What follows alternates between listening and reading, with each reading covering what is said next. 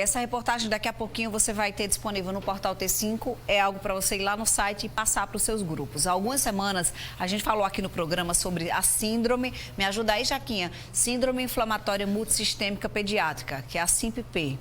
E ligou um alerta aí para todo mundo, né, que achava que as crianças e os adolescentes não eram vítimas graves da Covid-19.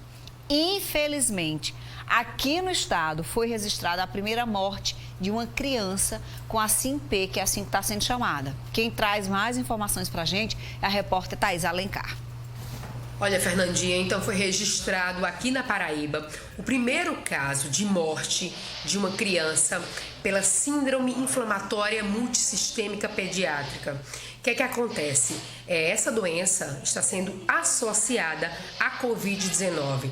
Então, ainda é muito cedo, os estudos ainda estão acontecendo em cima da Covid-19, mas já se consegue confirmar aqui na Paraíba a primeira morte, infelizmente, de uma criança, e ela era da cidade de Cruz do Espírito Santo. Inclusive, o secretário executivo de saúde aqui do estado da Paraíba falou sobre este caso. Vamos ver o que ele disse. 13 casos notificados em toda a Paraíba, destes, 7 já confirmados e entre eles, infelizmente, o óbito de uma criança do município de Cruz do Espírito Santo. Outros 3 casos descartados e 3 ainda seguem em investigação, entre estes também ainda um óbito. Lembrar que a síndrome inflamatória multissistêmica das crianças e dos adolescentes é uma manifestação que acontece dias ou semanas após os quadros de sintomas leves ou então de uma infecção assintomática pela Covid. O secretário chamou a atenção ainda para os sintomas. Se por acaso alguma criança, adolescente apresentar sintomas relacionados à Covid-19, semanas depois continuar apresentando alguns sintomas que ele cita aqui na Sonora, é importante que os pais fiquem atentos. Bora ver. Surgindo dor de garganta, dor abdominal, febre, manchas dentro da boca, língua em framboesa, manchas nas palmas da mão e em outras partes do corpo.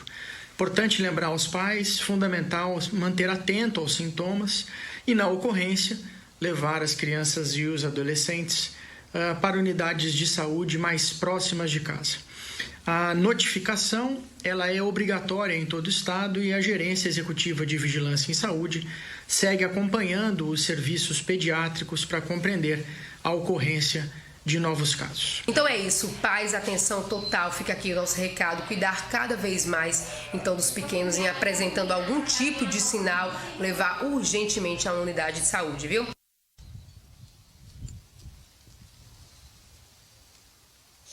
Pois é, como a gente viu aí, né, foi realmente um assunto que saiu no fim do dia, né, de ontem. A gente precisava trazer aqui com você, precisava repercutir, Fernandinha. A gente sabe que tem muitas mães, assim como eu, assim como você, que acompanham a nossa programação, precisam ficar atentas, como eu pedi aí, né, atenção total com os nossos pequenos, eles precisam de cuidados e a gente precisa prestar muita atenção, porque assim, no início da pandemia e até então, muita gente ficou tranquila, né, no sentido de dizer, não, mas criança não pega, adolescente não pega a Covid-19, vou ficar tranquila.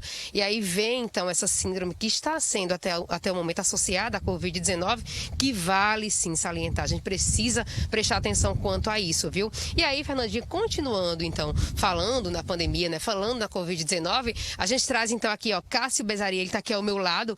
Esse é coordenador, então, da LabMec, né, Cássio? Que é o laboratório da Universidade Federal da Paraíba, viu, gente? Cássio, fala para mim uma coisa. Em relação ao que a gente teve de números da Covid-19, o que a gente está tendo até hoje, tem uma novidade? Vocês trazem uma pesquisa sobre isso? Boa tarde, viu? Bom, boa tarde, inicialmente, e agradecer a oportunidade de estar aqui falando em nome do LabMec. Bom, ontem nós lançamos uma publicação sob responsabilidade do Flávio Macaúbas, né, que foi justamente falando sobre o platô. O que a gente tem observado é que até meados de agosto, aparentemente nós tínhamos chegado a um pico da doença e de lá para cá os números de novos casos haviam sequencialmente caindo. Sendo que de 2 semanas para cá, o que a gente tem observado é que esses números entraram na que a gente chama de platô.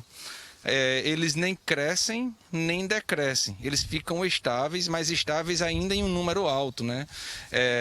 Ou seja, a pandemia não acabou.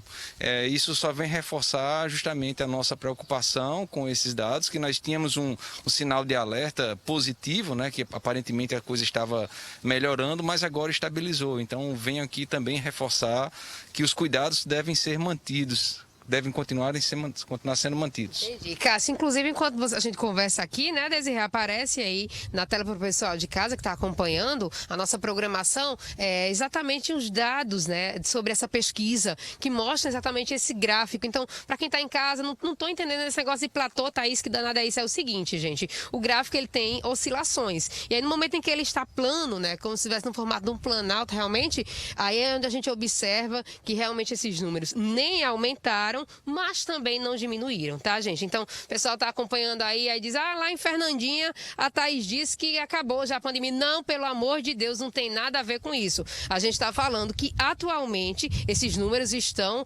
estabilizados, é isso que a gente pode dizer. Eles não estão crescendo, mas também não diminuíram, o que é ruim pra gente, tá bom?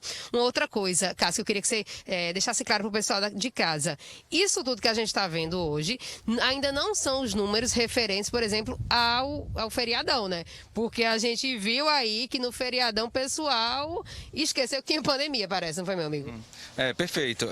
Essa é uma informação que nós vamos atualizar ainda amanhã, por exemplo. A gente lança uma informação sobre a ocupação de leitos. Na última semana, na última quarta-feira da semana passada, logo pós-feriado, obviamente não resultado ainda do feriado, né?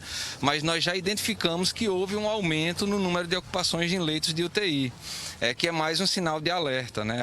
Ainda sem refletir esse resultado do final de semana. Eu também tive a oportunidade de dar uma volta de carro na cidade em pleno feriado e me assustei porque aparentemente usar máscara era a exceção. Então é algo preocupante, né? Porque o problema não foi resolvido ainda. Muito obrigada, viu? Eu conversei então aqui com Cássio Bezarria. Fernandinha, fala aí pro pessoal de casa, faz esse reforço aí, que a gente não tá dizendo que acabou não, tá? A pesquisa só mostra que atualmente o negócio tá estável, viu? Reforça. É isso, Thaís. Está estável no famoso platô, mas também não diminui, o que é ruim também, não é? Então fica alerta total, a Simpê, registrada agora, a primeira morte na Paraíba, cuidado redobrado, tudo continua, tá, gente? Tudo continua. Vamos passar lá no @TV Tambaú, tá aqui.